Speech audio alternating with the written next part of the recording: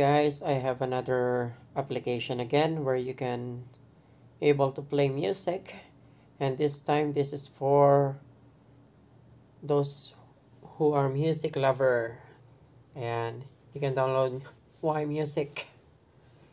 Later I will tell you what what link is that or where you can find it.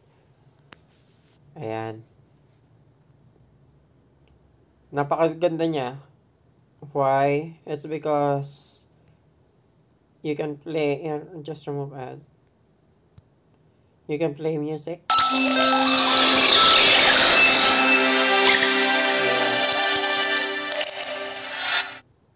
You can play music there. Even if you close your cell phone. Even if you close your cell phone or you just go back. Kahit malis ka dun sa mismo ano. Yeah. This is a YouTube music. It is connected to YouTube. So kahit saan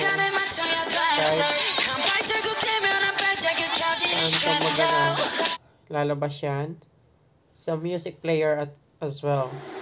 So napakaganda yung player. It's very convenient. Then pwede mo siyang i-download if you want to download. Napakadali siya mag-download.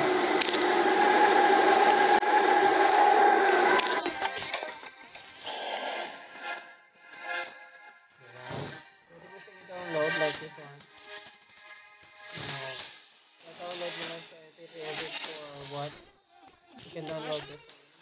Start downloading. And if you want to play video, just click video here. And okay. It will appear there. Resolution yung kukunin natin. You can choose any resolutions that you want.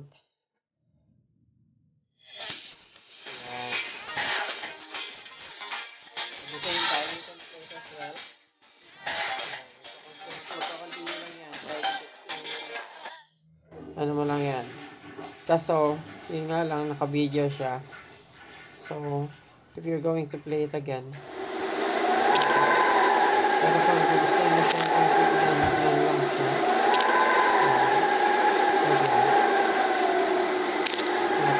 play pa rin siya. Wow. It's a player. It's connected to YouTube. Ng mga talay nakikita ko sa iyong mga mata.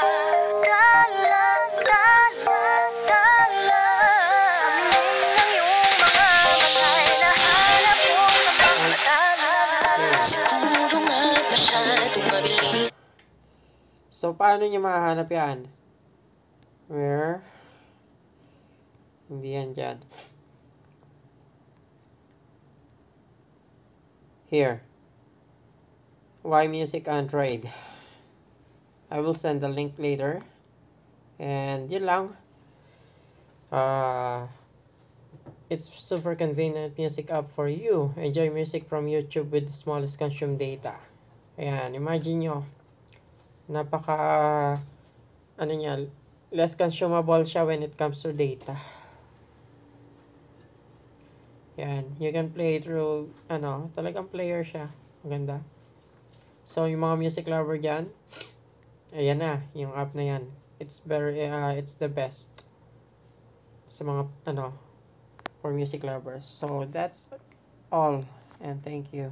Don't forget to subscribe.